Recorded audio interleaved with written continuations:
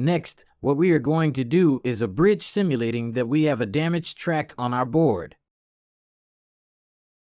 So, what we are going to do is damage some of the tracks and make it stop conducting electrons so that we can then repair it.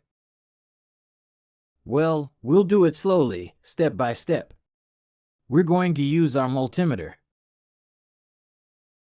We're going to measure continuity on one of the tracks, which we're then going to damage on purpose to be able to make our repair.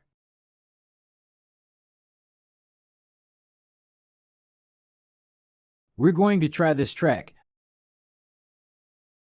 a track that goes from the microprocessor to the display. We're going to repair this track. I'm heating up to be able to make the measurements correctly since the tracks are varnished, and that's why it's more complicated to measure if we have the varnish covering the conductive part. We're going to go to continuity. Very well, and we're going to go from here to here. Well, we have the track working perfectly. What we're going to do now is damage it. We're going to cut the track,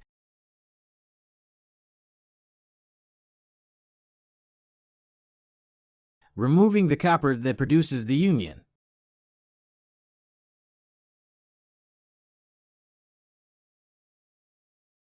Very well, we're almost there.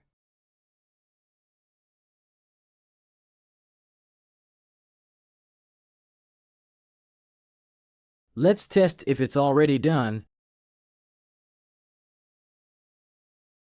Yes, and the track no longer conducts electricity, does not conduct more electrons. Well, how are we going to repair it then? Suppose we have a cut track, which is a very common damage in electronic boards. We're going to do the following. We have two possibilities. We can solder a small wire from this point to this, which are the 2 points that are in union, or if the track were too long to not pass a wire through the entire board, what we can do is release points from the same track to the same track, and that's what we're going to do now. The first thing we have to do is, we're going to wear down the track in question a bit and expose the copper. You can see it there, and we're going to do exactly the same on the other side of the track in question without pressing too hard so as not to break the copper or cut it, and again we leave the copper exposed. Once we have this, with a clean soldering iron, what we are going to do is heat the copper area and apply solder.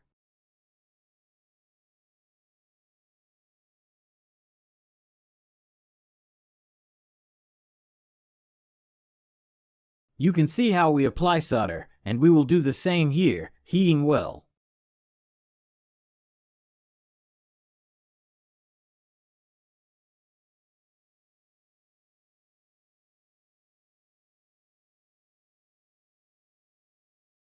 Once we have done this, we are going to prepare a small cable. In this case, I am using a cable, so you know the thickness is the same thickness as temperature sensors. They are thin cables, and we put solder on them. We always put solder on everything before using in electronics. Do not skip this step because it will be very difficult for you. Always put it on the cables or anything you are going to use before placing it. We heat and apply solder. Well, and the same on the other side.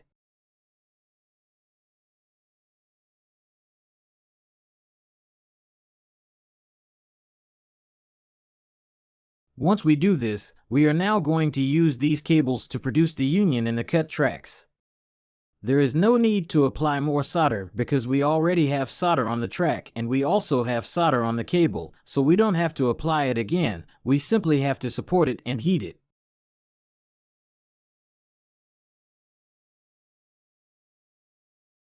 Remember that while it dries, we must not move it at all. And we will do the same here.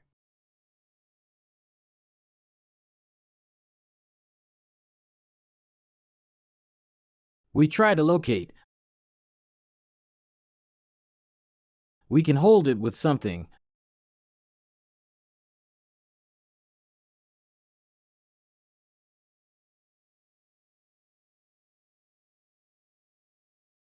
Very well, there we have our jumper connected. Always remember to review these unions to see if they are really producing continuity. We go back to the original points, and we have continuity definitely.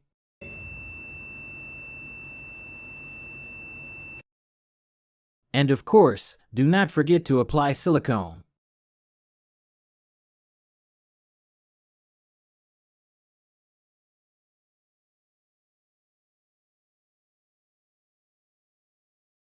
We ran out of silicone. We are going to apply new one. Now yes.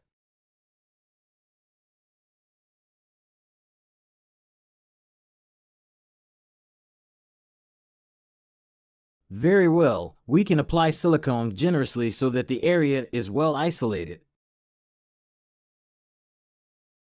Very well, there we have a track repair done.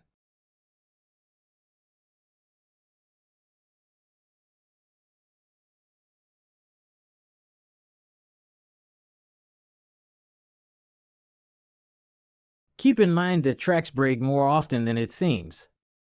So, when you make repairs to boards and you may not find the error in the components, check the tracks with patience, because many times they are the problem. Surely it has happened to you that you send electronic boards for repair and the only thing the electronic technician does is connect some cables to the board. It is not that he made a modification or anything out of the ordinary. What he did was place cables in replacement of burned tracks. So take the time to measure tracks, check continuity, and it may be that in many cases you will find the problem in a cut track. Even more so considering the more complicated boards, the inverter type, which are much more complicated, much thinner outer boards at least, the tracks are thin, they are exposed to dust, moisture, and they really cut, they burn. Well, that's it for the jumpers that we will be doing on the tracks.